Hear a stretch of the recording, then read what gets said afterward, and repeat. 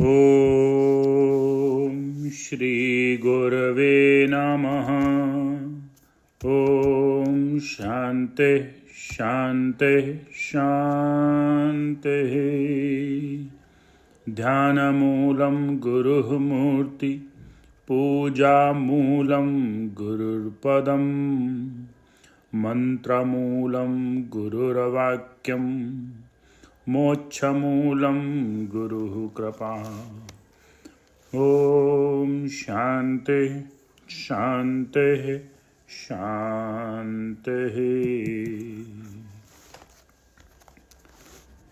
प्रणाम भगवान।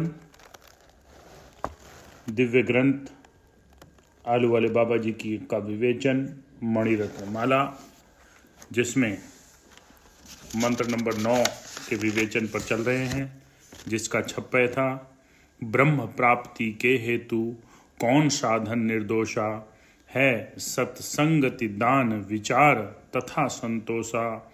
जाने किसको संत सर्व गुण गुण की खानी, नहीं राग नहीं द्वेष शुद्ध मन सच्ची वाणी। पूरा पर वैराग्य दृढ़ मोह पास नहीं आए है, पर ब्रह्म लवलीन नित संत सो ही कहलाए है। तो कल बात हुई थी कि संत कौन है, और ये भी बताया, श्रद्धा की महिमा बताई कि श्रद्धा के बिना संत पुरुष से सत्संग रूपी लाभ नहीं लिया जा सकता। अब आगे, जिसके सत्संग और विवेक रूपी दृढ़ नेत्र नहीं है वह अंध है। अंध उल्टे मार्ग में विचरे बिना रहता नहीं। ऐसा अंध जगत में देखता कहा जाता है, परंतु विरुद्ध मार्ग में जाने वाला होने से नेत्र होते हुए भी वह अंधा ही है। किसी एक बड़े शहर में एक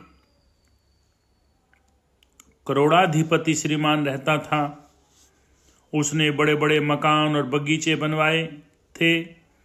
उसमें सब स्थानों पर इस कारण कीले गाड़ रखी थी कि यदि अंधेरे में कोई चोर आवे तो उसके वे लग जाएं और वह धन चुरा न पावे। वह स्वयं अंधा था, इसलिए उसने कीले लग जाने का भय से एक देखने वाले को मार्ग दिखलाने के लिए नौकर रख रखा था। इसी प्रकार जीव को समझो। धन धान्य जीव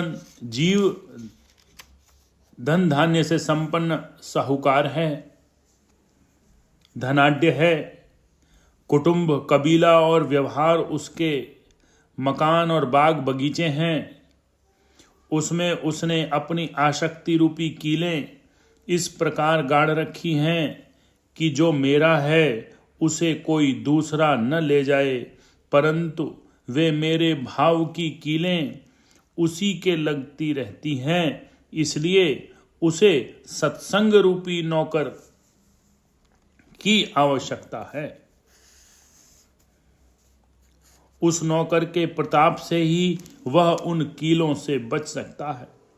चाहे किसी ने कितना ही विद्याभ्यास किया हो, अनेक प्रकार के भेदों का ज्ञाता हो, यदि वह सत्संग से प्राप्त होने वाले विवेक से रहित है तो अंधा ही है। अंधे को जैसे उसकी गाड़ी हुई कीले गड़ती हैं, वैसे ही उसकी विद्या आदि उसे दुख देते हैं। सज्जनों का समागम बुद्धि को जड़ता को हरण करके उसे निर्मल करता है, सत्य बोलना सिखाता है, सम्मान का उत्तम लक्षण दिखलाता है, पाप दूर करता है, चित्त को प्रसन्न रखता है, सब दिशाओं में कीर्ति फैलाता है और उसे सब कार्यों की सिद्धि होती है।